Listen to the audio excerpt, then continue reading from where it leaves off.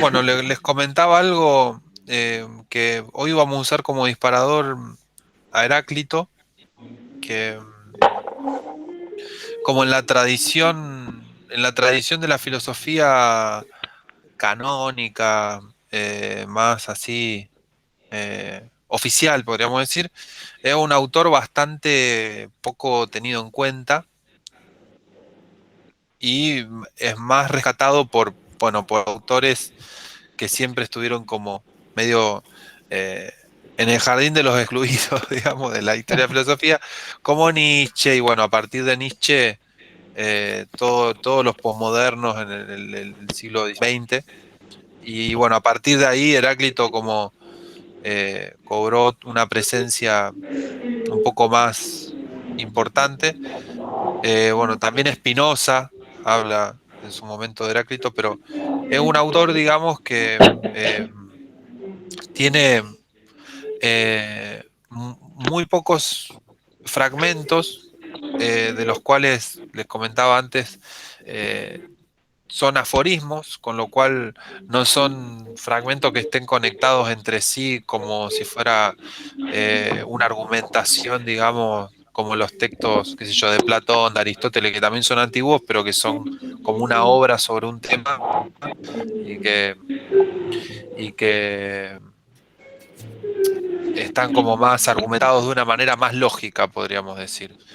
La forma que tiene de escribir Heráclito es más bien metafórica, simbólica, paradojal, eh, y son como eh, Como sentencias. sentencias que tienden más a abrir posibilidades, digamos, que incluso algunas se contradicen entre sí, de alguna forma.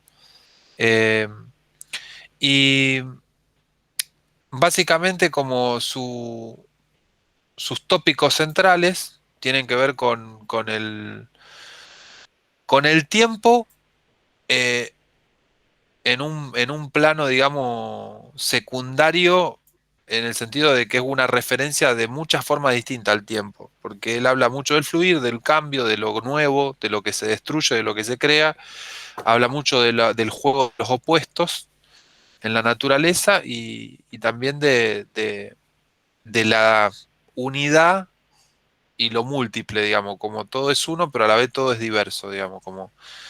eh, y un fragmento muy conocido de él, yo si quieren les dejo acá en el chat los fragmentos más conocidos, los tengo acá anotados, pero eh, uno de los fragmentos más conocidos es esto de que no nos podemos, lo estoy diciendo muy brevemente, ahora lo busco bien, pero que no nos podemos bañar nunca en el mismo río, porque el río siempre es distinto, nosotros siempre somos distintos, digamos. Entonces, él usa la metáfora del río, del fluir del río, como una metáfora del devenir, del cambio perpetuo, como, como la existencia entendida como la permanencia constante del cambio, como, ¿no? Lo que es permanente es el cambio, digamos, sería, ¿no? Claro. Ujú. Y básicamente a partir de eso son sus sentencias, digamos. Eh, por ejemplo, hay un parágrafo, un aforismo muy breve, muy lindo, que dice, una misma cosa es en nosotros lo viviente y lo muerto, lo despierto y lo dormido, lo joven y lo viejo. Estos, pues, al cambiar son aquellos, inversamente al cambiar son estos. Son fragmentos así, muy, muy cortitos. Otro que dice, el cosmos, uno mismo para todos los seres, no lo hizo ninguno de los dioses ni de los hombres, sino que siempre ha sido, es y será fuego eternamente viviente, que se enciende según medida y se apaga según medida. Y es interesante porque él elige el fuego como el elemento que más representa el origen del cosmos, digamos. Y si uno ve una llama de fuego, lo que justamente se ve es este cambio constante Claro. de flujo, Ujú, digamos, ¿no? ujú. Eh, entonces él usa el agua y el fuego como metáforas, digamos, eh, de este cambio, eh, que, que es a la vez una unidad que envuelve toda la existencia. El cambio no es sectorizado. Todo está todo el tiempo cambiando, digamos. claro. Eh, por eso el río no es el mismo y yo tampoco soy el mismo, digamos, ¿no? Ujú. Eh, Y eh, a mí ahí se me ocurre relacionarlo con un hola concepto Ezequiel, hola, que creo que no me escucha, perdón. un concepto en física que es la entropía y que de alguna manera es eh, ¿cómo? No, sonó algo, no fue nada en particular. El concepto de entropía me resonó en los textos estos que mencionaste de Heráclito, como, como concepto, la física necesitó pensar en un término, digamos, en una función eh, que describa de alguna manera la dirección en la que están transcurriendo los eventos o el cambio ese que menciona Heráclito, digamos, como ese cambio permanente. La entropía sería una función en física, una función conceptual que estaría marcando eso, el cambio, de alguna manera midiendo la dirección en la que ocurren las cosas y es una dirección obviamente marcada por el tiempo, una dirección temporal, pero digamos, para la física eso estaría ocurriendo en aumento de esa función es creciente, aumentando. ¿Cómo sería esto de que aumenta? No entiendo. Claro, porque de alguna manera hay eventos, digamos así, que no estarían violando las leyes físicas si ocurriesen a la inversa, porque las ecuaciones lo habilitan, es decir, vos podés tener ecuaciones de algunos conceptos físicos en los cuales si ponés t o menos t, digamos, el tiempo negativo, las ecuaciones funcionan igual. Pero eso en la observación no ocurre. Es decir, los eventos siempre ocurren hacia tiempos positivos, digamos.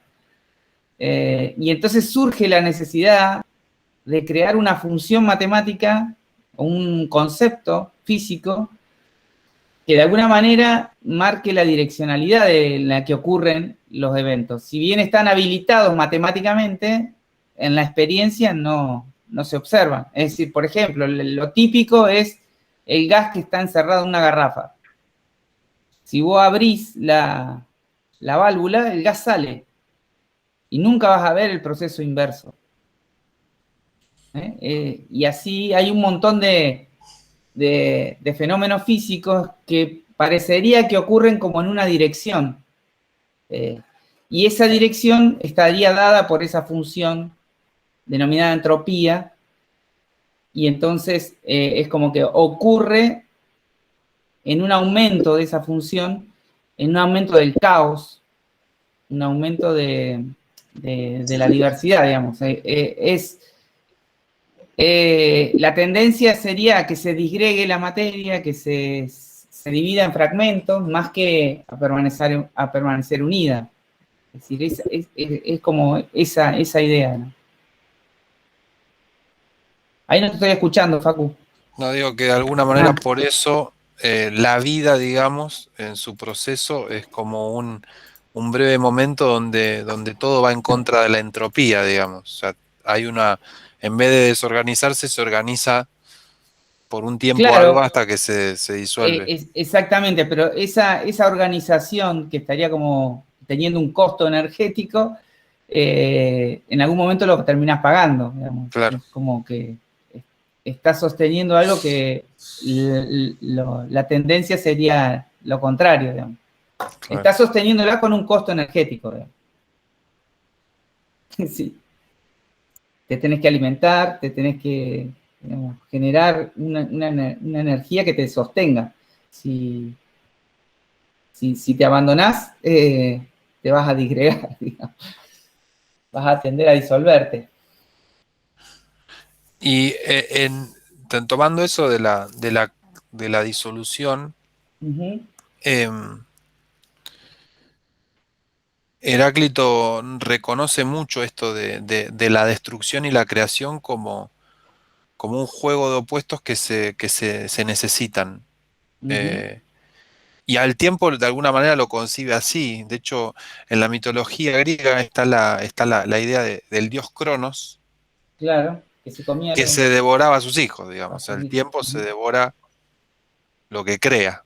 Eh, que es muy, muy interesante por más que es literal, digamos, ¿no? Pero se devoraba a todos los hijos, y había guerras por eso hasta que, bueno, Zeus Sí, se vengó, hasta que la madre hasta que la madre, es verdad, eh, eh, guardó a eh, Zeus, claro, y le dio una piedra a Cronos sí, y sí, lo engañó. lo engañó al tiempo, por un ratito. Pero lo extraordinario de ese mito también es que después Zeus libera a todos los hijos que se había tragado Cronos, digamos, Mm, porque seguían viviendo dentro de la panza de su dios, de Cronos. claro. O sea que tenía una digestión lenta. Eh, tenía una digestión, tránsito lento que le dicen, Sí, el tránsito lento de Cronos. Eh, ¿Puedo comentar Sí, algo sí, que me de eso se surge trata. de lo que estoy escuchando? Bueno, sí. dos cosas me surgieron. Por ejemplo, como que parece como que estamos en un duelo permanente, porque es como que el cambio a su vez trae como, digamos, la disolución de un estado de un estado que había sido hasta hace, no sé, un instante, ¿no? Entonces es como que estamos en un duelo permanente, estamos como siempre perdiendo el estado presente, digamos, dentro de, no sé, un rato voy a perder este estado. Entonces es como que el cambio, eh, con esto de que ustedes decían de la disolución, eh, yo siento como que eh, la importancia de la elaboración de los duelos. Ujú, Y no sé por qué, otra cosa, bueno, esto que ustedes decían de que alguien liberaba a los otros hijos que estaban viviendo dentro de sí, dentro de un estado. Bueno, no sé, me surgió la idea de cuando por ahí hice algunas constelaciones con Facundo, y es como que, bueno, en esas constelaciones surgieron familiares míos que habían fallecido. Es como que, de alguna manera, esas personas que no están o que han fallecido, nosotros las tenemos como vivientes en nuestra energía, digamos, relacional cotidiana incluso. ujú, Me surgieron esas dos ideas. ujú. Sí, es interesante eso pensando en, en la presencia que vendría a tener el pasado. Claro, Eh, en Sí, el, sí, sí, otra idea a partir de lo que decís, mencionaba Heráclito, eh, es muy fuerte en el sentido de que siempre la referencia del cambio está dada porque hay algo que no lo hace, digamos, es decir, eh, la- como desde la física lo que uno trata de distinguir a la hora de, como de clasificar, de distinguir lo que se mueve de lo que no se mueve, y lo que se mueve, cuál de los que se mueve más rápido, por ejemplo. Es decir, el concepto de distinguir siempre está relacionado a que uno tenga algo con qué comparar. Eh, y entonces la idea de cambio, eh, necesariamente implica también el tener una referencia de ese cambio, como para poder percibirla como tal, que se produce ese cambio. Digamos. Si no hay una referencia y nosotros, digamos, desde la materialidad del universo que nos rodea, es como que es muy fuerte y contundente que nuestras referencias estén en ese afuera.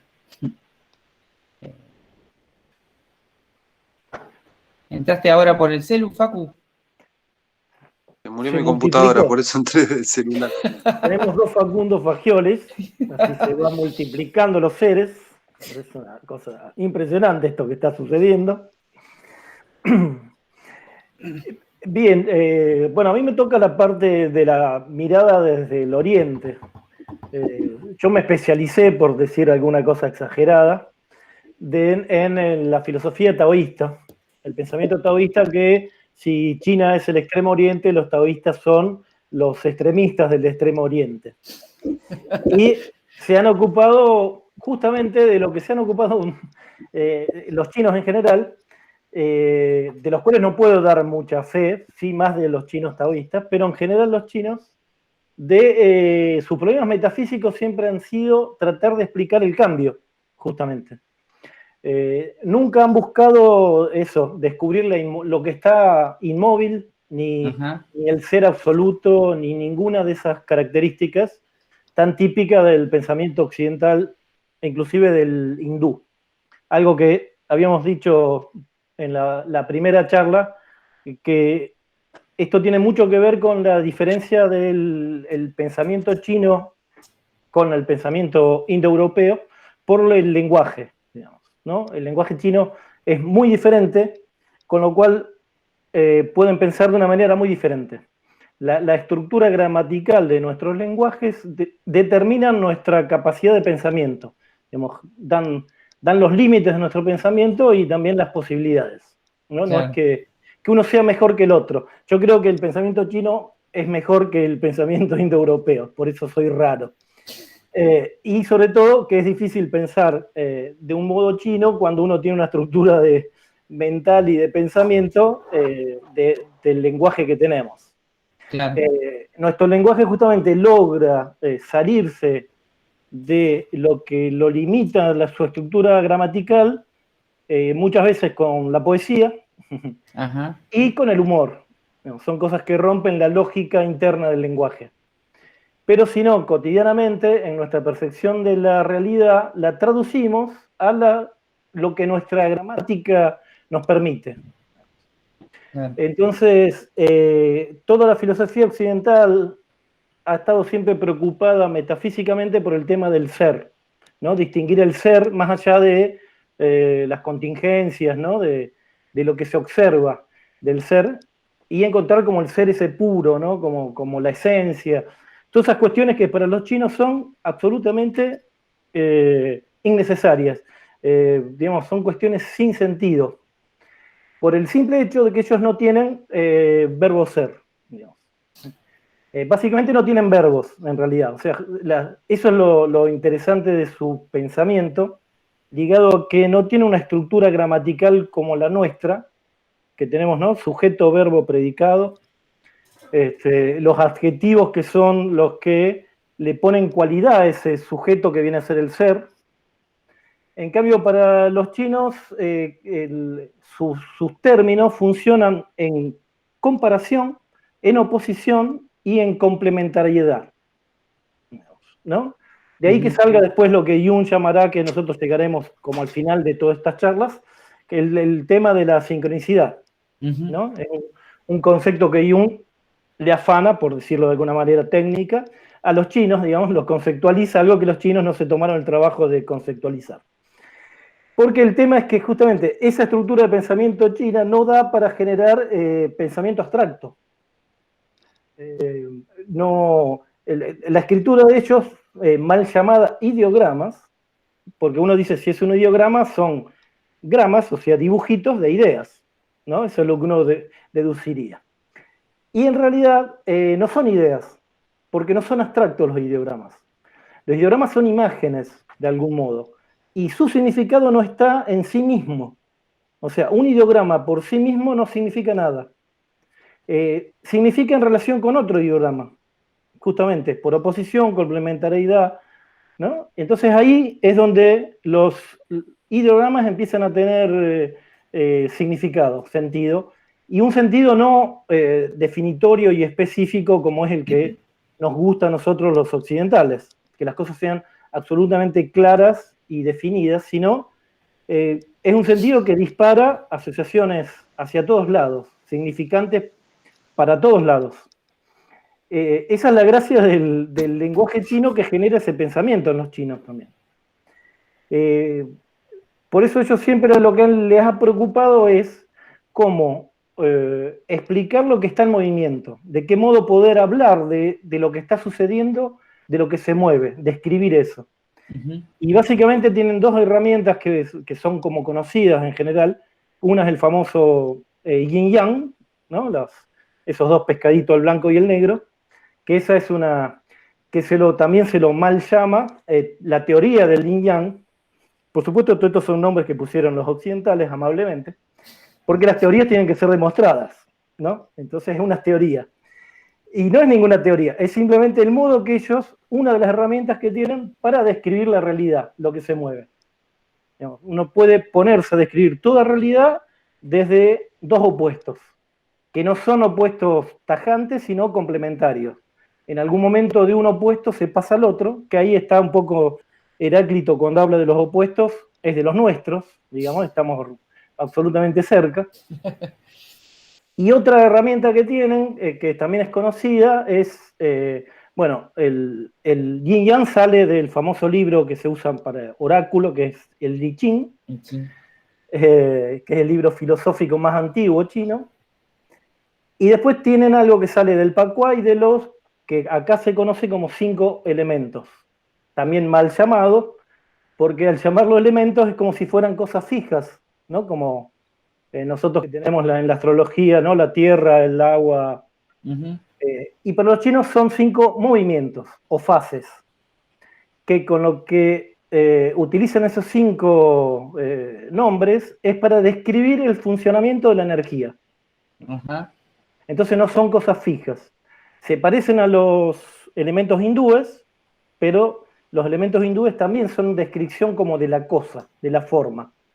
En cambio, los 5 movimientos chinos describen la energía, ¿no? Por ejemplo, tienen el fuego. Entonces, ¿qué es el fuego? Y es todo lo que sube, ¿no? El agua es todo lo que baja, el metal es todo lo que se condensa, la madera es todo lo que se expande, y la tierra es todo lo que está quieto y todo lo que modifica. Y también al tener 5 movimientos, tiene una cosa que a mí siempre me resultó muy curiosa y después tan evidente, que tienen 5 puntos cardinales los chinos, ¿no? No solo norte, sur, este, oeste, sino el centro. Sin el centro no existe ni el norte, ni el sur, ni el este, el oeste. Nosotros los damos ya por supuesto, ¿no? Que ese lugar está, por si no, no estarían. Pero esa es nuestra capacidad de abstracción.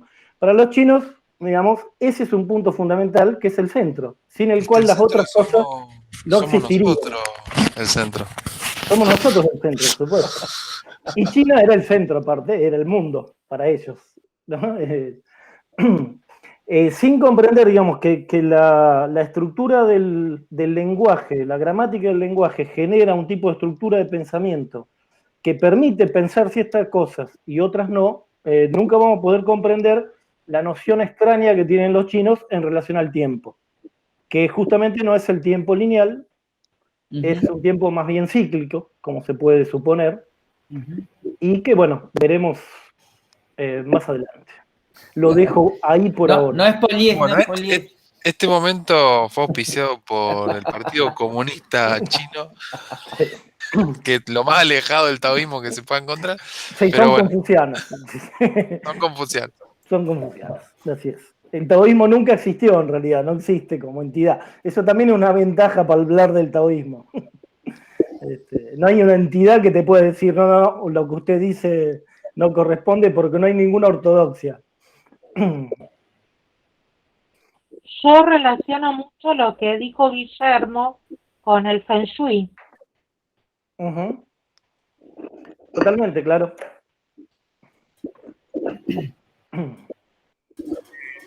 Yo hablaba de los números de los chinos. El número, no sé si tiene algo que ver, pero el número 8 para ellos es como muy importante. Ellos tienen algo con el número 8, puede ser.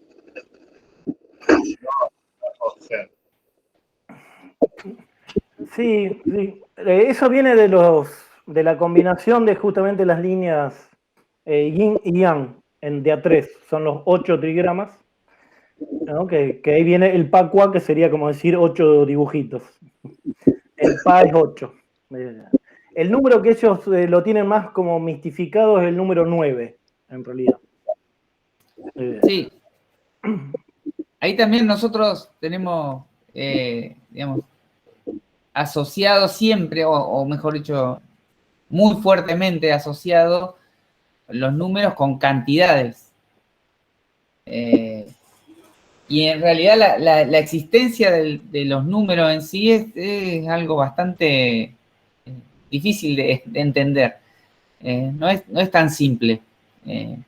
Obviamente, asociándolo con cantidades sí, pero si uno le saca el hecho del conteo, el número en sí tiene una entidad que es difícil de encuadrar.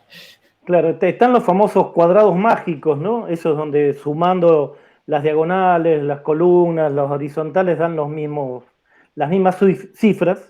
Bueno, eso los chinos, la medicina china usa eso para diagnosticar enfermedades, por ejemplo, ¿no? Define a la persona por algunos números, lo ubica ahí y le da un número que, digamos, le sirve para hacer algún diagnóstico médico.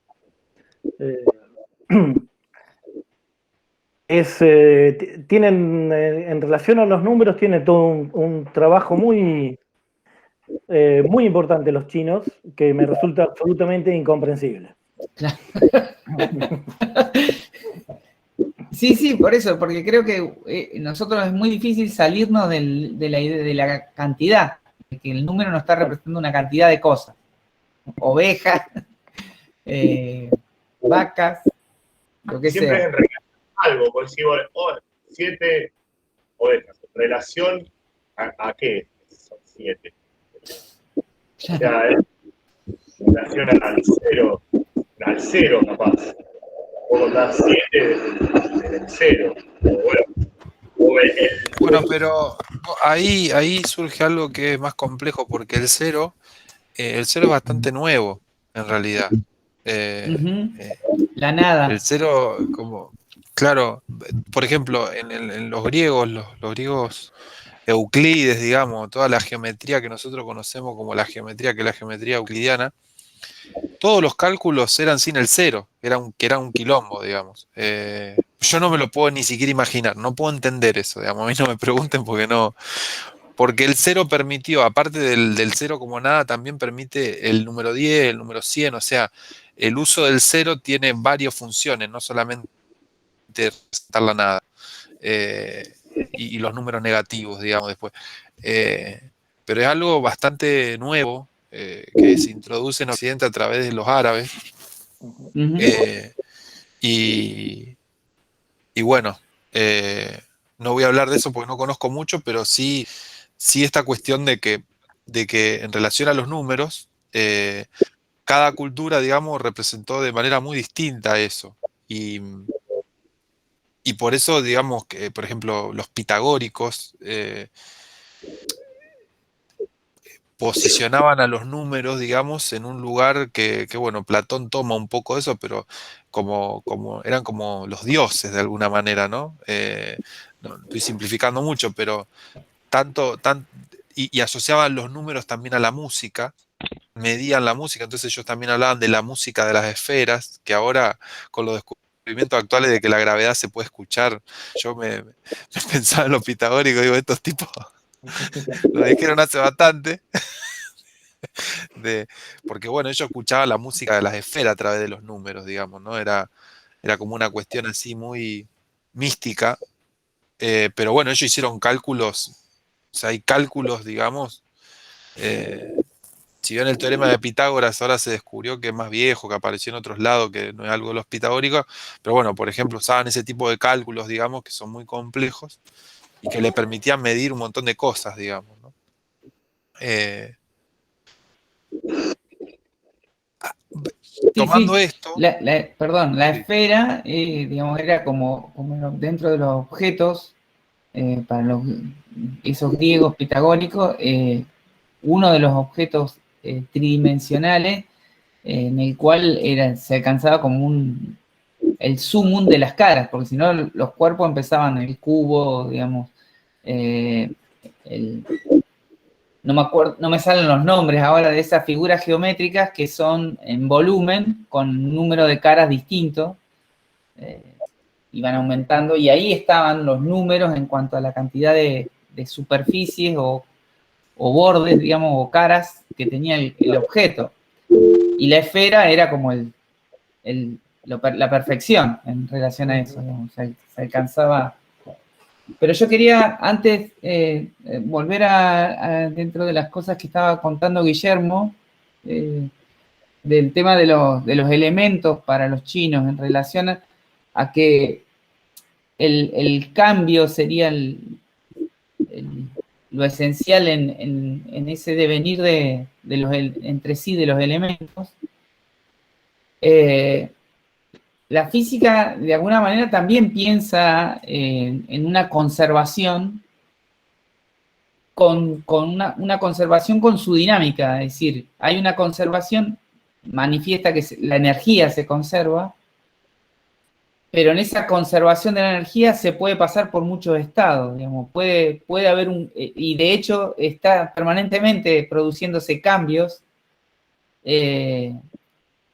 sosteniendo algo que sería que la energía se conserva, pero sostener esa idea, digamos, de que hay una totalidad que se conserva, ahí está habilitado un montón de fenómenos que están, digamos, a la luz de nuestra observación, mostrándonos un cambio permanente.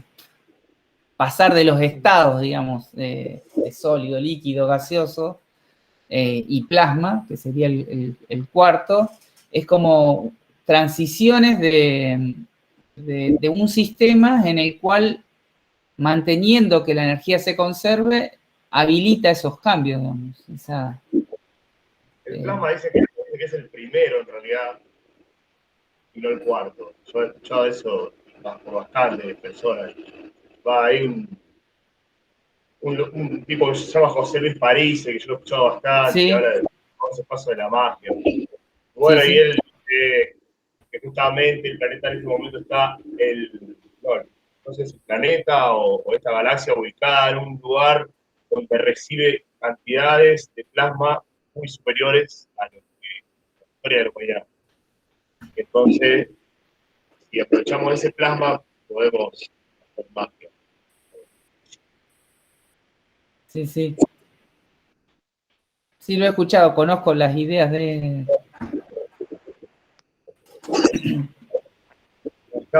sí. No, el compañero está hablando, yo me la más tarde, como desde el lado de la física, digamos, y el compañero Bernardo y Guillermo está hablando de la cuestión china, digamos,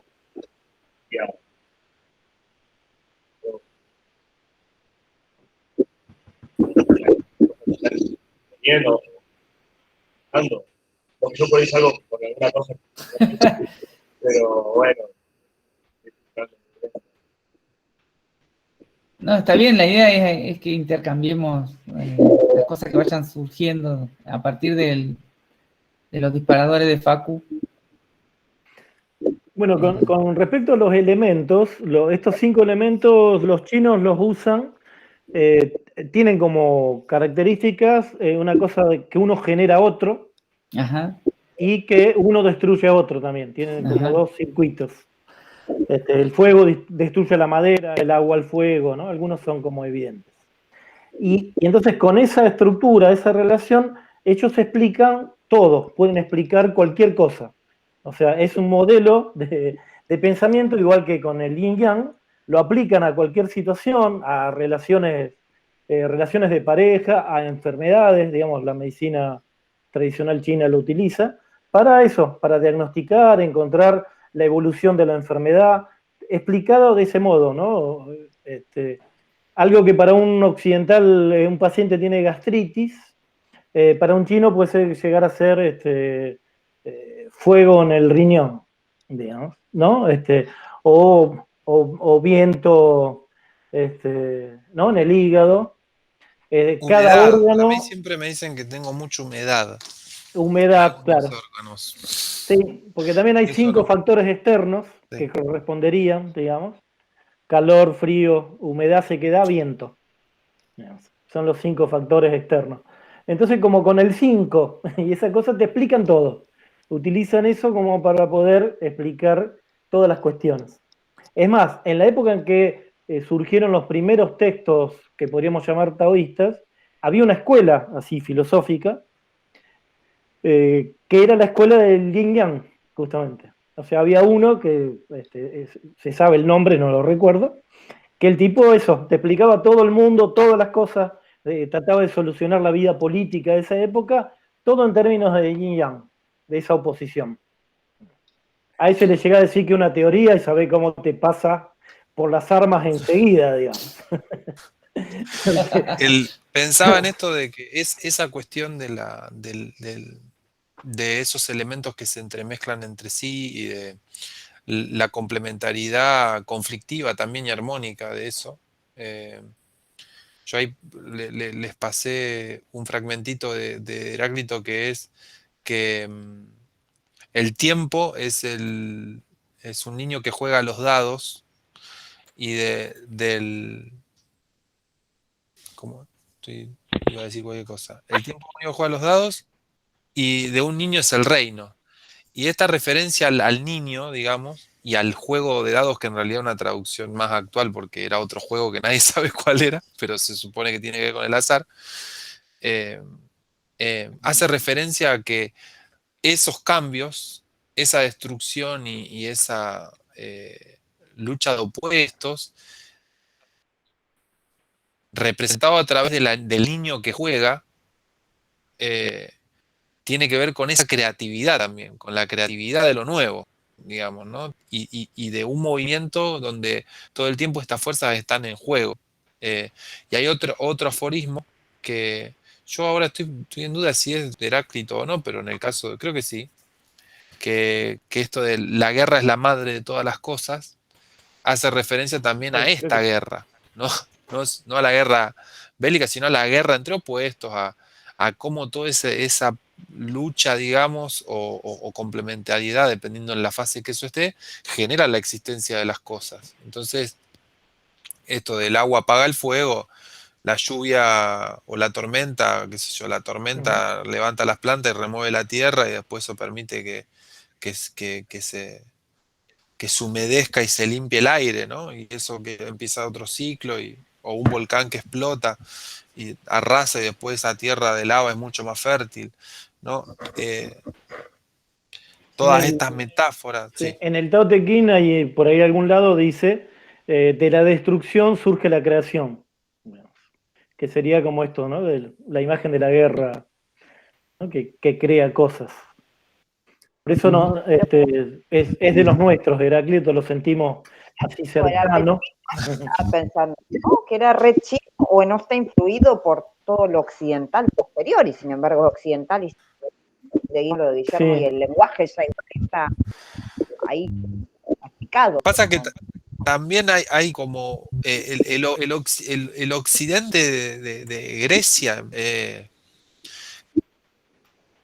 nosotros Vino tenemos. después. Sí, pero además es que nosotros tenemos a través de Platón y todo eso, también es un occidente bastante moderno, digamos, que es del siglo XVII, que es como la historia de la razón. Es como, ellos lo que hicieron fue con Kant, toda esa merza, ¿no? Y sobre todo con Hegel, que Hegel es como, él planteaba que era la evolución del espíritu absoluto de la razón, que justo terminaba en él, y en Alemania, esa casualidad de la vida. Con toda humildad debo comunicarle, Inevitable, con que toda todo. humildad debo comunicarle que yo soy la verdad. Y bueno, pero bueno, él y toda esa parte que si Claro. contextualizamos tenía que ver con Europa en expansión, conquistando el mundo y teniendo que justificar ese fenómeno junto a la caída de la Iglesia Católica y de la fe cristiana como institución que regía, sino en la secularidad, digamos. Entonces, en esa división y toda esa transformación que aparecieron los estados modernos y todo, todo lo que hoy para nosotros es normal y natural, todo empezó ahí, la revolución industrial después. Entre otras cosas, se relató la historia del pensamiento, digamos, desde esa forma como una evolución de la razón que empezó de una característica y se fue desplegando hasta lo que llegó a ese momento, ¿no? Y en ese sentido ubicaron a Platón en un lugar, a Aristóteles en otro lugar, y de repente se comieron 1000 años de medioevo porque no les convenía. Entonces, de la antigüedad saltaron al Renacimiento, digamos, como hay un bache ahí de 1000 años. El que hace el Sí. cambio ese en la época de 1600, ¿Cómo? de la época de la caída de la iglesia, esto que está mencionando, es Descartes el que hace el cambio ese, la bisagra esa, puede llegar a ser.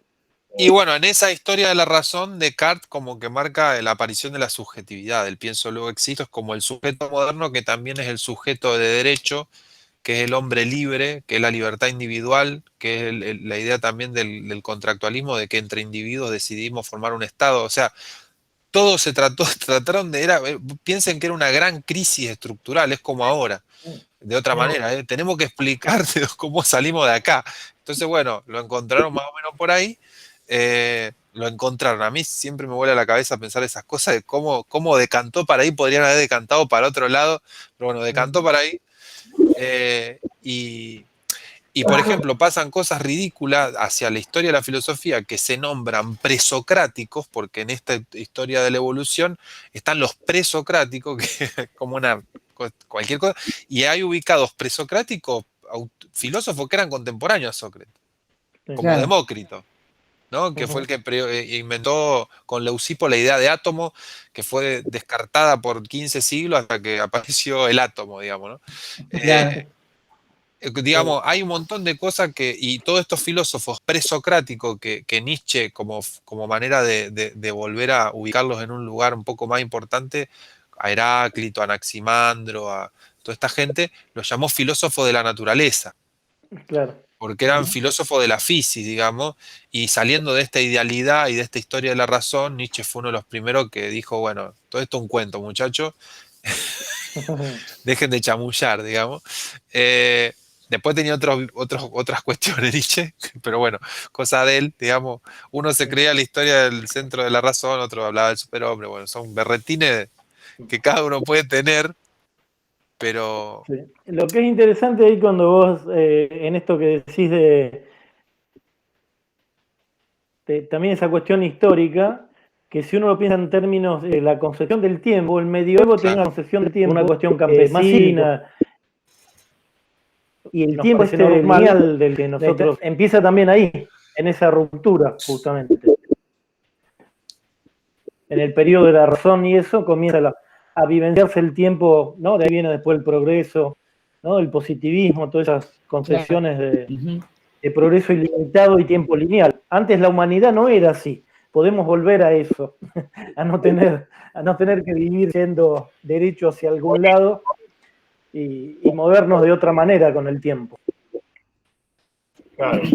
El campesinado, o sea, cuando sale el sol te pones a laburar, cuando se pone el sol a dormir, cuando llueve tal cosa, cuando... En el invierno hay que guardarse, en la primavera hay que sembrar y así. Así. Exacto. El ciclo está determinado por la naturaleza. Sí. Sí, digamos, permitir. Un dato que me quedó colgado de hace mucho, con esto de que el elemento de Heráclito era el fuego, Para los chinos, si tuvieran que describir el elemento, sería el ki, ¿no? El chi, ¿no? Como la energía, todo es energía en Estados. distintos estados, distintos grados de energía, ¿no? Y Sí. el ideograma, el dibujito que hacen para representar la energía, hay una serie de linitas que vendrían a ser como unos palitos, unos pinceladitas que son unos granos de arroz y un humo. Es como, digamos, un fuego hirviendo arroz. Entonces Ajá. el chi es ese vapor que sale de la combustión, digamos, de cocinar arroz. Con lo cual es una cosa que no es ni del todo un elemento ni otro, digamos, una cosa que está en transformación, ¿no? Es el humito que tiene un arroz hirviendo, eso es el chi, ¿no? En el dibujo. Perdón, Guillermo, ¿a eso te referías con concreto del pensamiento chino? Que me quedó eso, ¿no? Que no era abstracto, por ejemplo. Claro, sí, no tiene abstracción. Por ejemplo, no hay ningún ideograma, un concepto abstracto como la vejez. En chino no se puede escribir vejez, pero tienen 450 maneras de juntar 2 o 3 ideogramas que generen la imagen de lo viejo. Arroces podridos, qué sé yo, no sé, algo así. Claro, sí, un viejito, un señor con un bastón, alguien encorvado, la nieve, ¿no? Un montón de imágenes que hacen que uno asocie con lo viejo, digamos, y con otras cosas, porque el tema es eso, al ser así, no concreto, tener ese nivel de sugerencia, los sentidos disparan para un montón de lados. De Por hecho, eso, hay un ideograma, corregime si sí, está errado, que es que el hombre está representado a la mujer, o sea, el humano está representado con un palito así, con otro eso, así, eso es que esto es hombre, el sí. alma, este sería el alma y que sostiene, y la muerte es, básicamente no está esto y es como caído, ¿no? Claro, ajá, Así de concreto. sí, sí, sí.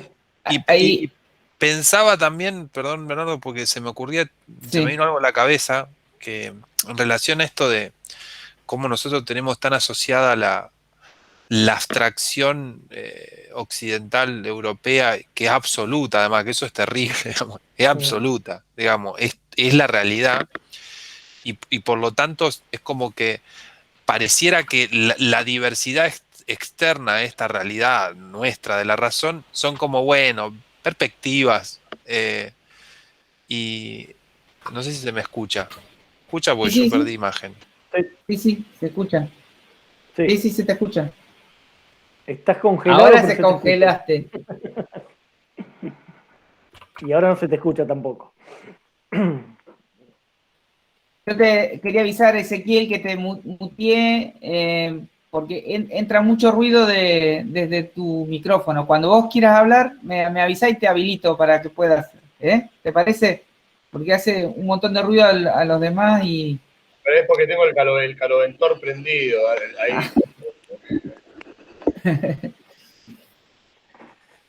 Anda mal mi computadora, ¿se nota mucho? No salía al Se nota un poco, esto sí. el fin de semana. Estamos tratando sobre el tema del cambio y bueno, vos estás mostrando justamente lo cambiante que está tu computadora. Yo creo Lo que es que una quería decir conspiración es que aristotélica. un dato que a lo mejor Vir vos conocés, pero por ejemplo, los asesinos en serie empezaron a existir cuando apareció la fabricación en serie. Esa forma de asesinar, digamos, no existía antes. O sea, pensando en la capacidad que tiene el ser humano de mimetizarse con lo que fabrica, digamos. Esto de fijar una idea y que se vuelva repetitiva, digamos, antes de la fabricación en serie industrial, no Sí, no había era asesinos con posible. ese patrón, Claro. digamos, esa Ujú, patología. Capaz que sí, había gente que era re perversa y mataba de un montón de maneras, pero no esa, eso de fijarse ujú. con algo, digamos. Pienso en esto Vos sí que ahí aparecieron los de- obsesivos. claro, y de cómo lo que creamos nos crea a nosotros también, Ujú, digamos, ¿no? Pensando en sí. esto que vos decías, Guille, ¿no? De estas formas de pensar, eh, nada, eso. Me acordé de Sí. eso y De hecho, quiero rastrearlo bien, porque sí me pareció un dato muy particular de eso. Y sobre todo lo que plantean ahí los taoístas, más que los chinos, esto de que la manera en que uno piensa y la manera en que uno habla de la realidad, de la naturaleza, ¿no? Del mundo, no tiene por qué el mundo encajar en ese modo en que uno tiene de hablar y de pensarlo, digamos. No necesariamente tiene la amabilidad, la naturaleza de encajar en nuestra estructura mental y en nuestra estructura gramatical de lenguaje, digamos. Eso los chinos lo tenían muy claro, sobre todo los taoístas. Que en cambio la filosofía occidental cree que lo que piensa es verdadero porque lo pensó, digamos, ¿no? Si yo puedo nombrar algo o hablar algo, definir algo, es cierto porque lo puedo nombrar y lo puedo decir. Y ya tiene una O entidad, peor que tiene una entidad algo mental, digamos, ¿no? o peor que algo por no poder ser justificado en esos términos lógicos no existe también. Claro, además. Algo que es un hecho Sí, también se niega a partir de esos principios, digamos. claro. Sí, Entonces, como- para los dos lados es terrible. Para los errores es terrible. Sí, sí, sí. Podemos tener una raza superior, puede haber razas superiores porque podemos decir raza superior. Entonces, bueno, alguien tiene que ser esa raza superior, digamos. Si uno no puede conceptualizar eso, nadie se le ocurre que puede ser la raza superior. ¿No? ¿Qué esto de que tenemos que corroborar que es una realidad por tal cosa? O sea, lo que sería la ciencia parece que fuera incuestionable, ¿viste? Si te dicen que tal enfermedad te pasó por esto, porque la ciencia lo probó y porque parece que fuera lo único irrefutable la ciencia hoy día. Que la buena ciencia se basa en el cambio también, digamos. El tema, bueno, también la ciencia en sí no es dogmática, por ahí son dogmáticos los científicos. Pero la Claro. ciencia en sí es algo que es absolutamente dinámico y que es saludable porque va buscando respuestas, ¿no? Sí. A preguntas y sobre todo, bueno, a muchas preguntas para transformarlas después en respuestas prácticas a nivel tecnológico, digamos, para generar Sí, sí, mayor confort en la vida. sí, Y a veces no tanto. sí, en general, la honestidad que se reclama en la ciencia a veces no está, pero no sería dentro de los principios fundantes lo que ha llevado al hombre siempre preguntarse qué tiene afuera, digamos, o qué hay a su alrededor y tratar de entenderlo, de conocer cuáles son los mecanismos. Y la física dentro de la ciencia lo que ha buscado es como conocer cuáles son las fuerzas, por ejemplo. Las fuerzas, así pensando en el principio que buscaba Anaximandro, cuál es el principio gestor de todo. En la física es entender el origen de las fuerzas como generadoras de todo lo que, de toda la materialidad que se nos manifiesta. Y a partir de esa búsqueda, digamos, se ha encontrado, digamos, una manera de describir lo que se observa, bastante buena, digamos. Al menos cubre bastante de las preguntas, pero obviamente que se han abierto otras, y es lo que la ciencia permanentemente está haciendo, en el sentido de rever ideas que estuvieron al principio, hoy ya han sido superadas, digamos, por otras. Sí, además también ahí hay una cuestión que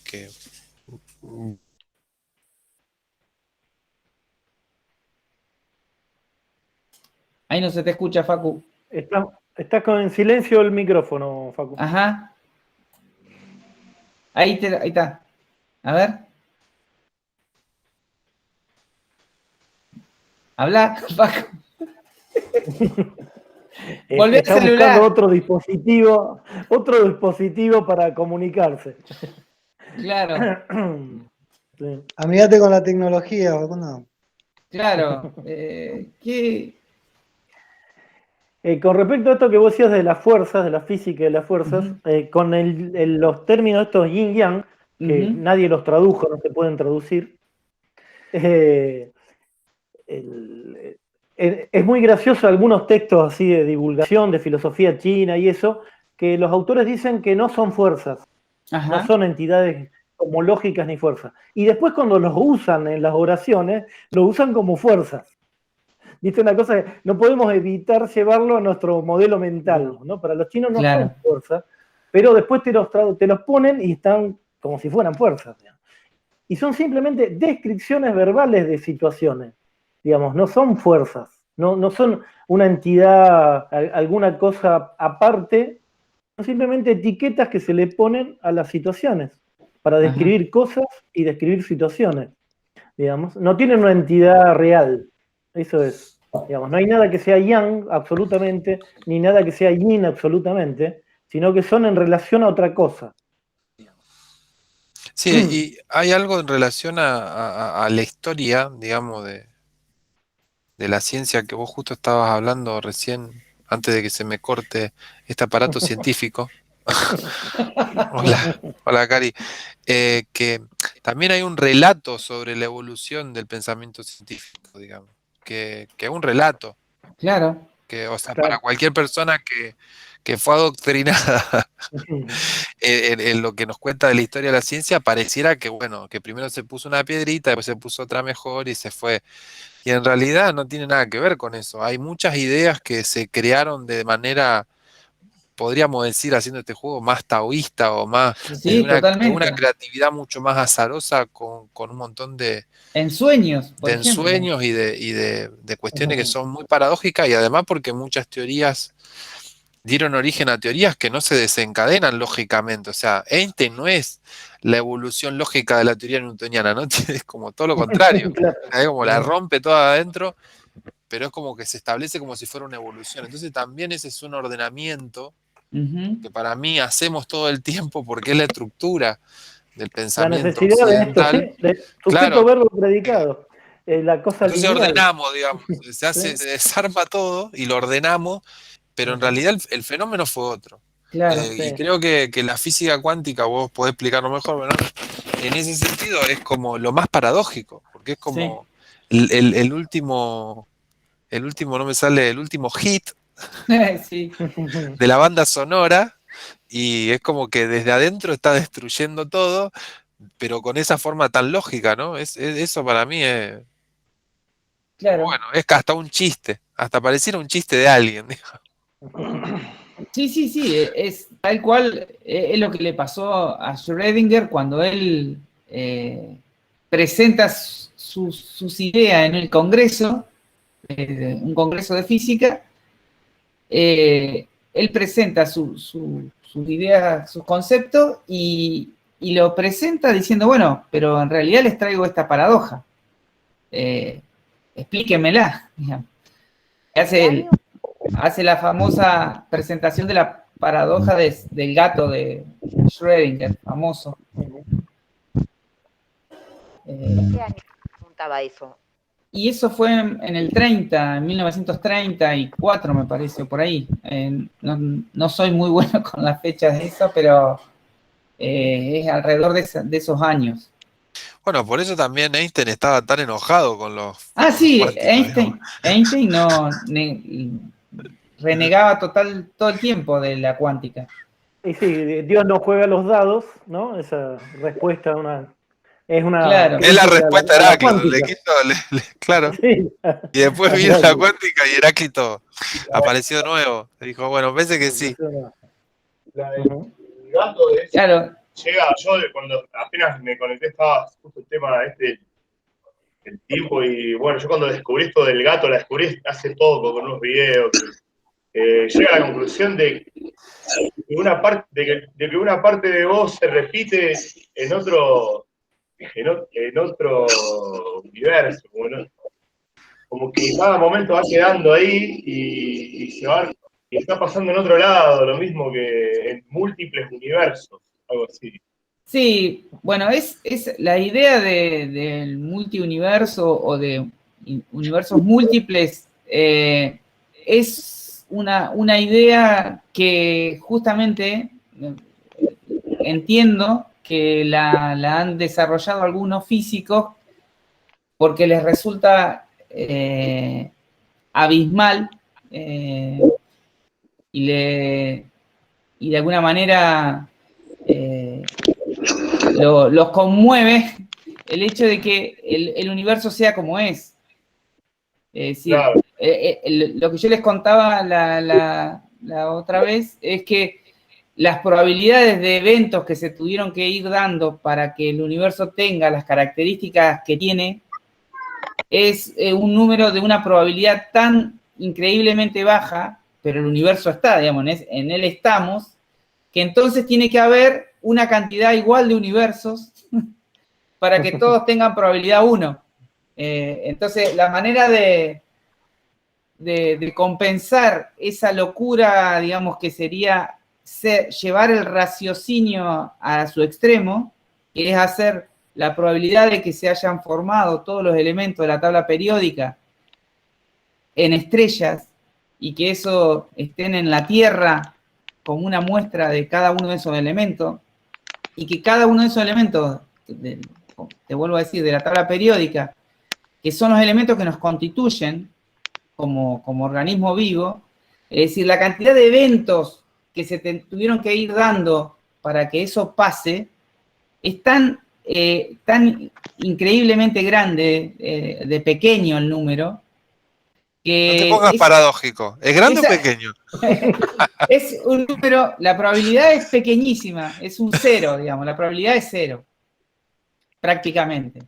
Sin embargo, el universo está, y estamos acá, ahora estableciendo, al menos creemos, una conversación. Que entonces, para poder sostener eso, que tan improbablemente, sin embargo, esté la existencia tan contundente, por otro lado, es que hay una cantidad infinita de universos con probabilidad 1. Ocurriendo, sí. ocurriendo simultáneamente, digamos, coexistiendo. Desde la mirada taoísta sería para dejar tranquilos los matemáticos, nada más. Para que su pensamiento estadístico funcione, porque no hace falta. No hace falta bueno, que haya. Exactamente. Se dio solo, salió así. Digamos, exactamente. No hace falta que haya justificarlo, pero bueno, su lógica matemática necesitan los multiuniversos para dormir tranquilos por las noches. El caso del gato. Qué bueno que te haga dormir tranquilo pensar que vos te replicás infinitamente a cada instante, digamos. O sea, con todo el respeto que eso me merece, me parece que hay que tener una psique especial para sentir tranquilidad con eso. Bueno, lo que pasa es que. Subdividí tu responsabilidad en muchísimos. Infinitamente, claro. Infinitamente. Claro. En otro universo me está yendo bien, Facu. Eso está bueno, claro, eso está bueno cuando perdés las elecciones con 2 o 3 votos. Entonces podés decir eso. Bueno, en infinitos universos nosotros estamos gobernando. Estamos gobernando. ¿Cómo anda, Nica? Hola, grupo. Buenas tardes, noches. Buenas. Buenas tardes, y enfatizo buenas. ¿Cómo es? No, lo que quería, volviendo a lo de Ezequiel, en relación a lo al gato de Schrödinger, que yo había planteado el desarrollo de la idea de Schrödinger, él les dice, digamos, a sus colegas, él cuando plantea los conceptos de la mecánica cuántica y la teoría, él dice, bueno, pero explíquenme esta paradoja, porque los resultados, digamos, de su razonamiento y de sus conceptos, los que deja entrever, tenía que poder responder el hecho paradojal, y él lo grafica o lo ejemplifica con el famoso gato que está puesto dentro de una caja con un mecanismo un poco raro que hay que se puede activar o no dentro de la caja y eso provocaría que el gato se derrame un producto radioactivo y entonces el gato esté vivo o esté muerto dentro de la caja. Pero el planteo de él dice, bueno, yo antes de abrir la puerta de la caja, no puedo saber cómo está el gato, digamos. Cuando lo abro, lo voy a encontrar o vivo o muerto. Serían las dos posibilidades. Pero lo que está planteando la mecánica cuántica es que antes de abrir la caja, el gato está en los dos estados a la vez. Y eso rompe con todas las estructuras a las cuales estamos acostumbrados a razonar y que obviamente, como vos decís, Guillermo, y ahora lo empecé a entender de lo que significa la influencia del lenguaje y cómo eso se nos ha metido como manera de percibir la realidad. Yo estoy mirando un programa del año 93 y 94, que capaz que alguno lo recuerda, que llamaba el Otro Lado, justo, mirá vos. Que un periodista que se suicidó a los 2 años. Sí. Y hacer el programa. Sí, Polowski, algo así se llama. Son muy buenos los programas, son muy minimalistas y él básicamente le hace entrevistas. Bueno, a mí lo que me fascinó, estoy readicto, lo estoy viendo todos los días, me veo un capítulo, es que él como toca un tema, por ejemplo, toca el tema de la muerte y le hace ese programa una entrevista a los que trabajan en el cementerio, a los que trabajan en la funeraria, a los que trabajan embalsamando animales, qué sé yo, y así con cada tema, pero a mí lo que me impactó es ver esa época del año 90 a través del oficio de distintas personas, de distintos temas, porque son todos, pero hablando de su lugar tan particular, y para mí fue como comprender esa época de una manera que yo no la había entendido nunca, que no está en ningún libro, digamos, ¿no? Y pensaba, a mí lo que me impacta de verlo y me resulta adictivo es sobre todo porque además son historias mínimas, son todas cosas muy poco trascendentes, digamos, son cosas, es preguntarle al mecánico del ferroviario sobre su vida, digamos, ¿no? Y él además es muy bueno en la entrevista, cómo saca lo que son las personas. Y pensaba en esto, así, o sea, cómo uno puede construir la historia desde cualquier perspectiva, dependiendo de lo que uno va a buscar, qué tipo de contacto genera. Y a mí, o sea, concretamente, ese programa me hizo mirar esa época que yo habité siendo niño, desde una manera que yo nunca la había considerado y que para mí no existía, digamos, ¿no? Y lo pienso también en relación a esto que estamos hablando y al ordenamiento a través del pensamiento tan racional, que es como que tiende a dejar una única vía y en la historia donde más por ahí se ve, ¿no? Como existe la historia. Y nada, como ese ejercicio me parece que es como muy interesante para hacer, digamos, de nuestra propia historia, sobre todo, de lo que nos pasó, ¿no? ¿Qué es lo que nos pasó? ¿Qué nos pasó a nosotros?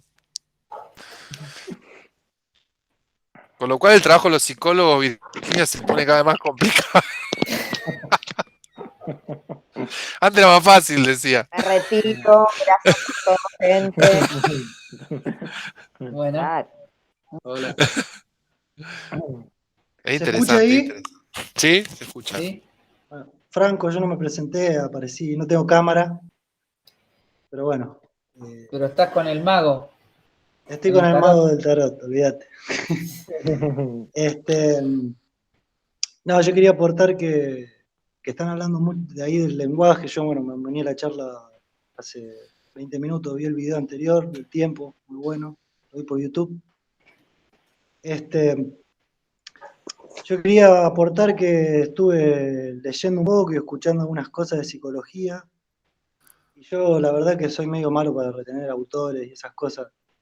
Pero me quedé con un concepto de proceso del alma. Y un poco, cuando uno se siente triste, cuando encuentra algo, se asombra, o cuando está contento, cuando lo quiere expresar, es inevitable un poco traerlo a un lenguaje, cualquiera sea, artístico, es como un poco, es como inevitable que nos comuniquemos a través de una metáfora. Y como que es la única manera de llegar a ese proceso. El proceso del alma, por ahí me refiero más a un proceso más individual, pero quiero decir, trasladándolo un poco a cómo vemos la historia y las diferentes metáforas que se crearon, ya sea en la ciencia o en el arte. Yo me identifico mucho con el tarot, con el arte, con verlo así, me flashea a mí esa. Y bueno, quería aportar eso un poco, no sé si se entendió más o menos, pero... Sí. Sí, hay gente que necesita matemáticamente explicar infinitos universos posibles, Flaco. Claro, por eso. Como que cada uno con su cuentito. Por eso mismo. Bueno, sí, yo tengo una frase que es una síntesis de que cada uno se rasca donde le pica, digamos. Entonces, ¿no? La valoración de las cosas, lo que es dramático en la vida de uno, lo que es importante, es parte de ahí, ¿no? Es simplemente una cuestión muy subjetiva.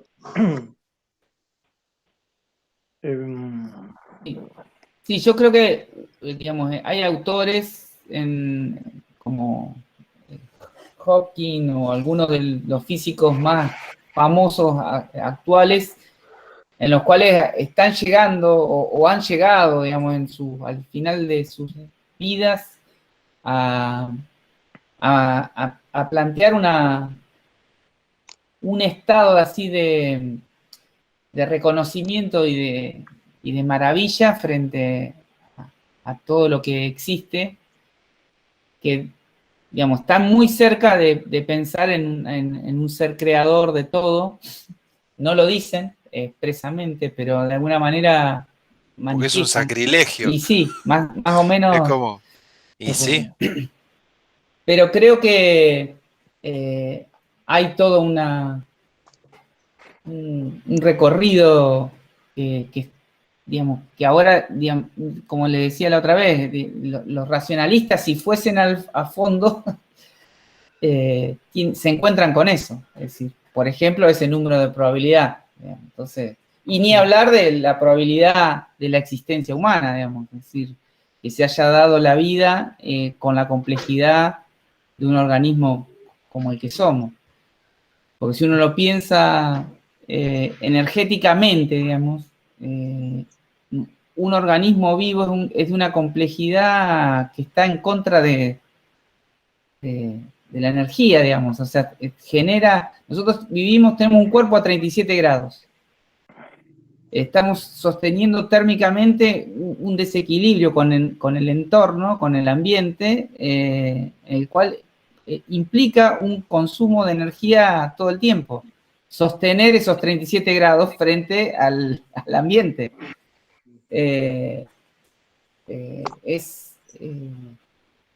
Son cuestiones termodinámicas muy fuertes y muy simples a la vez, y sin embargo se producen, estamos, y entonces creo que tanto el camino para tomar la idea de Franco de recién, de la individuación que propone Jung, en el sentido de encontrar la originalidad individual, o acentuando esa originalidad individual, y por otro lado el camino oriental, en el cual se borra cualquier identificación con el yo, son como los dos complementos o dos maneras, una más occidental, la otra más oriental, pero que nos ponen de cara frente a lo creado, digamos, frente a la maravilla que es la existencia. Claro, la existencia no, desde esta mirada taoísta, no es lo mismo que lo creado. Lo creado implica que como que se tuvo que hacer, o que alguien lo hizo en nuestro, ¿no? Sujeto, verbo, predicado. ¿no? Y desde el punto de vista de eso del taoísmo, y como acá el amigo Heráclito también pone, lo que es existe desde siempre. Ajá. Y eso a nosotros nos cuesta pensarlo porque nuestra estructura gramatical de nuestro lenguaje requiere que haya un creador. Ajá. O sea, el sujeto es el que hace la acción. En cambio, en el lenguaje chino, más allá de que sus términos, no hay sujetos, digamos, no hay sustantivos, no hay verbos, depende de dónde están ubicados en la oración, pueden funcionar de una cosa, de un modo o de otro. En todo caso, el sujeto de la acción es simplemente al cual se le añaden complementos, pero no es el que hace las cosas en chino. No se hacen cargo de nada, decir la verdad. Ya estaba hecho, digamos, ya estaba roto cuando yo llegué. Y mientras invaden el mundo de a millones, o sea, no se hacen cargo de nada y reproducen. Ahora te venden las bolsitas, y te venden las cajas. Recomiendo el documental, ahora me hiciste acordar, el documental de Piglia sobre Macedonio Fernández. Ahí hay... ¿De quién? De Macedonio Fernández. ¿Pero quién lo hace el documental? El escritor Piglia. Después lo voy a buscar.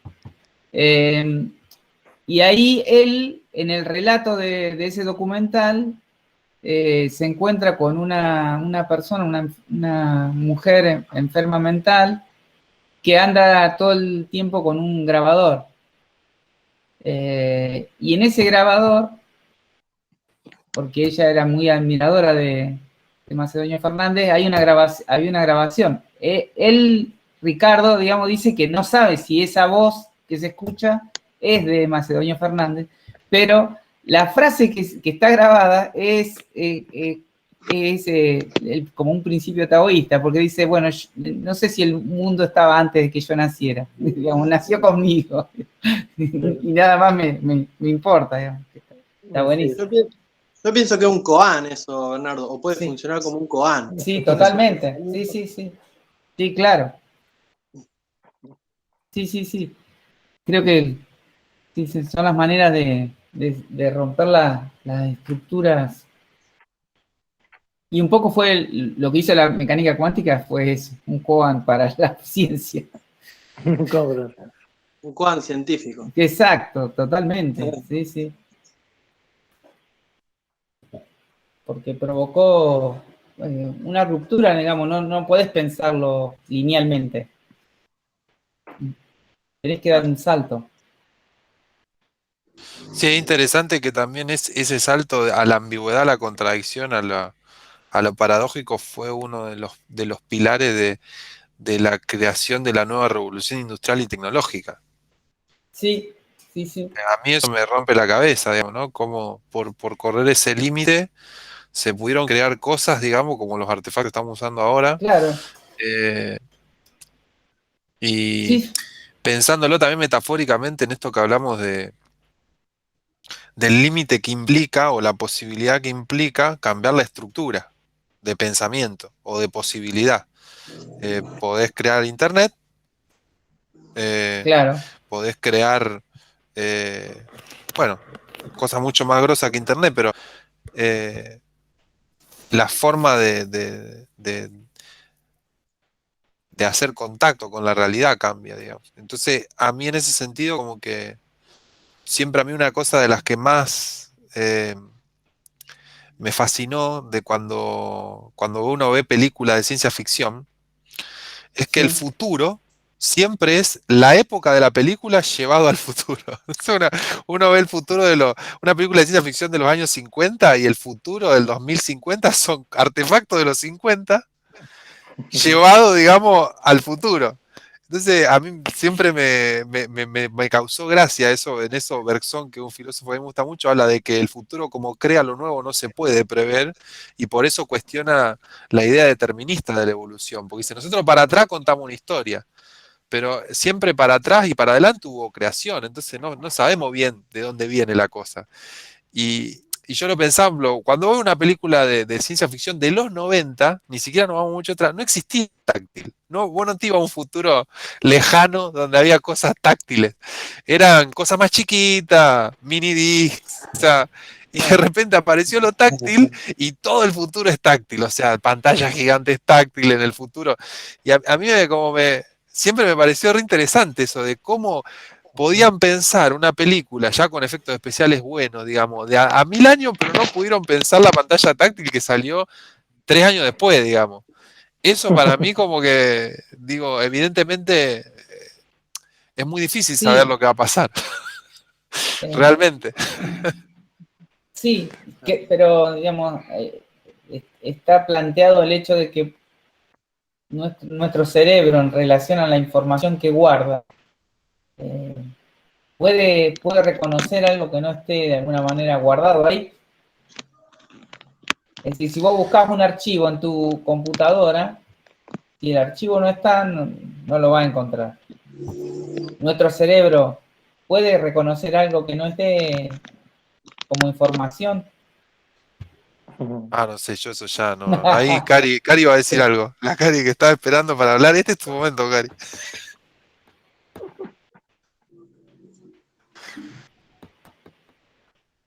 Y justo no dice No, nada. Vos fijate qué jodida que es la Cari. ¿Ahí se escucha? ahí sí,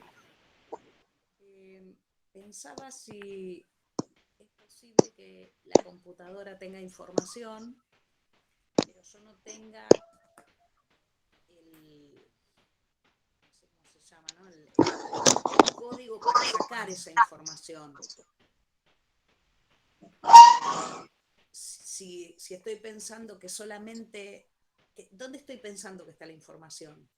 uh-huh. En mi mente la saco con el lenguaje, o hay saberes que yo tengo que son otro tipo de saberes que actúan y funcionan más allá de mi Ajá, de la red, de mi comprensión, de la red neuronal. de la red neuronal que supuestamente está en el cerebro solamente. Ajá. No lo sabemos. Sí, sí. Digo, a lo mejor hay un montón de información que vamos descubriendo a medida que nos permitimos encontrar códigos diferentes para sacar esa información. ¿Se entiende lo que me pregunto? Sí, sí, sí. A lo mejor está la información en la compu, pero yo no sé qué códigos tengo que poner, qué control Z, Sí. control P, qué tengo que hacer para que esa información salga. Está bien por eso, pero es equivalente a pensar que no, si no la puedo distinguir, es como que no está, digamos. O sea, no está en el sentido de que no la puedo reconocer como tal. No tengo habilitado la forma de verlo. Y cuando alguien habilita una nueva forma, Ahí sí. una de las opciones es que lo prendan fuego. Sí, Una de las opciones, otra es, a ver, y así. claro. Pero, Sí, sí, están en la biología, está todo el estudio de lo que son los campos morfogenéticos, que es tremendo, todas esas ideas. Y ahí un poco podría dar lugar a conceptos en los cuales no necesariamente uno lo tiene que tener como información en su cerebro, sino que es como parte de un campo compartido. Y sí, digamos, eso como posibilidad está. Tal vez está la posibilidad de que hacemos uso de esa información, incluso Uh-huh. sin darnos cuenta, sin poder nombrar que la estamos...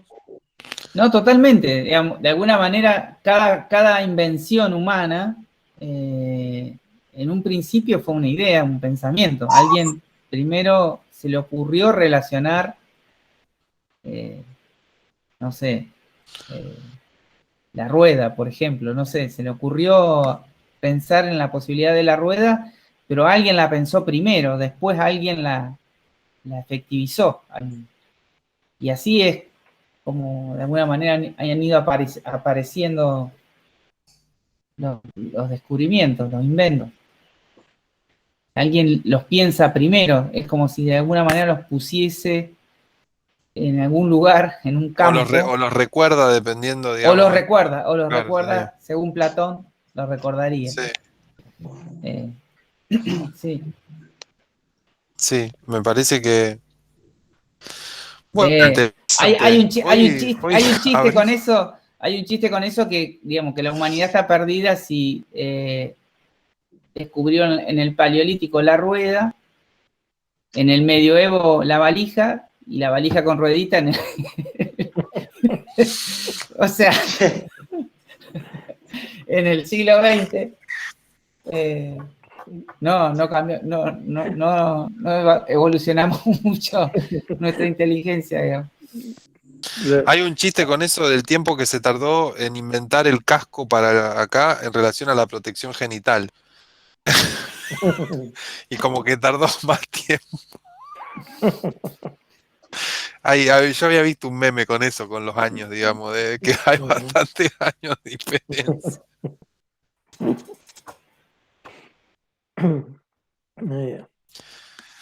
Bueno, no sé si quieren hacer una ronda final, los que quedan, y sí les cuento que el disparador, la próxima será Aristóteles, que es un amigo muy íntimo de Guille. Y como hicimos, bueno, para los que llegaron después, no escucharon esa parte, partimos de Heráclito, y de Heráclito fuimos para distintos lugares que derivaron en estos últimos que escucharon los que ingresaron después. Y estamos teniendo esa dinámica, ¿no? Utilizamos algunas sentencias o algunas cosmovisiones en este caso siempre usamos como disparador el tiempo, para, bueno, hacer este tipo de ejercicio que por lo menos a nosotros tres, a Guille y a Bernardo y a mí, no, lo tratamos de hacer entre nosotros y nos interesa compartir y divertirnos un rato también. Eh, y bueno, reflexionar o lo que sea o generar un encuentro, porque puede ser mucho más amplio que una reflexión. Pero bueno, no sé si quieren decir algo más antes de despedirnos del encuentro de hoy. Yo quiero decir que está buenísimo el encuentro. Sigo el hilo, porque bueno, hay cosas que ya las he charlado con mis amigos que venimos charlando hace varios años, y además vi el video del primer encuentro, así que más o menos esquemáticamente tengo el mapa conceptual de la cosa, y está bueno. Y me gustaría decir con respecto a esto último que hablamos, que me parece que tiene que ver con los límites de lo que podemos concebir. Me parece que una palabra interesante para analizar esto es lo que podemos concebir, qué cosas son concebibles para nosotros y qué cosas no en un momento dado. Y pienso que esto que decía Facu de las proyecciones que hacían las películas es porque en realidad es como si estuviéramos proyectando nuestra propia lente al futuro, y no que estemos concibiendo lo que va a ser el futuro, digamos. Me parece que ahí es donde está la paradoja, digamos. Entre otras cosas. Bueno, yo también vi el primer video, ya lo dije, también llegué un poco tarde a esta reunión. Y bueno, yo también, con respecto a lo que dijo Nicanor, me parece que en este caso, bueno, el futuro que usamos, sí, es como que desde mi punto de vista, como que no hay manera de relacionarnos con una verdad o con un proceso, con algo que suceda sin un velo adelante. Y está bueno conocer esos diferentes velos, intercambiarlos, y parece que es lo que hace que la información se convierta más en una especie de conocimiento, no sea información de buscar en el Google lo que es una fecha o lo que sea. Así que bueno, muy bueno y está muy linda la charla. Bueno, yo siento que, por ejemplo, aunque los abordajes aparentemente sean diferentes, todos es como que están hablando de lo mismo.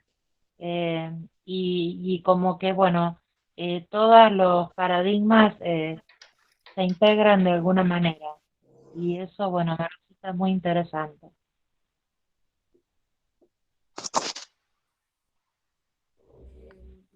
sumo más que la metáfora del hilo, me identifico más como una especie de ping-pong, ¿no? Como que cada palabra o cosas que van diciendo me estimulan, me activan distintas cosas. El tema del tiempo me fascina, me rompe varias cosas y me interesa la reflexión. Y tengo un perro que se llamaba Aristóteles, así que pienso entender mejor el encuentro próximo.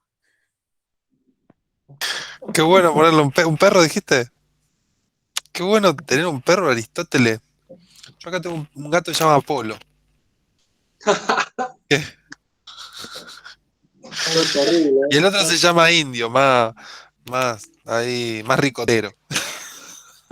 Pero me parece que no sabemos quién es más pesado. Bueno, yo tengo mi perro Carpo. ¿Carpo? ¿Por el carpo? Sí. Mirá vos. La filosofía, la mitología y el rock nacional en las mascotas. Y un dogo argentino. Claro, es un buen nombre para un dogo carpo, ahora que lo pienso. Muy buen nombre.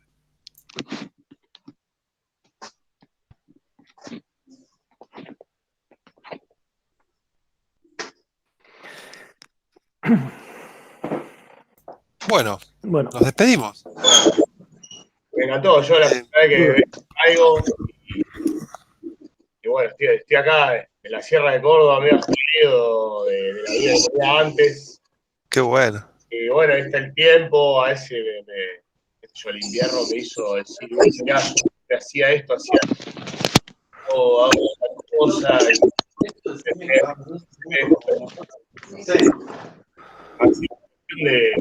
de como si estuviera soñando, medio despierto, así, situaciones que vivía cuando estaba en Rosario y estoy acá, lo del tiempo, lo de medio me encanta.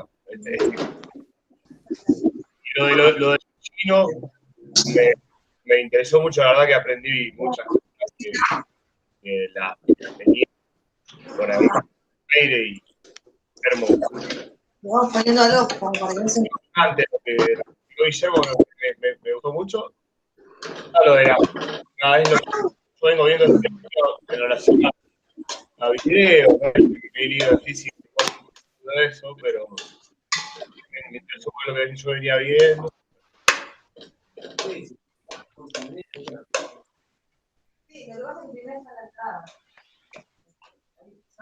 Bueno, se introdujo la cotidianidad. Ahí la avisé. Pero bueno. Bueno, Guille, no sé si querés decir algo más. ¿Vos? Así dejamos escuchar la intimidad de Nika. bueno. Vamos a irnos antes de que se arme la podrida. Sí, estoy pensando lo mismo. Lo editamos para. Mira, tener el micrófono. Ahí mira, estaba con Ali. La filosofía que hacía Jorge saliendo y me mandó la invitación. Mira, era para verlo Ali. El Franco, ¿Viste? que quedó muy bien. Yo tocando la batería, no sé qué tal. Soy una madre filósofa. Hola, ¿Cómo va? bien. Bueno, entonces, para los que quieran la semana que viene, aquí estaremos.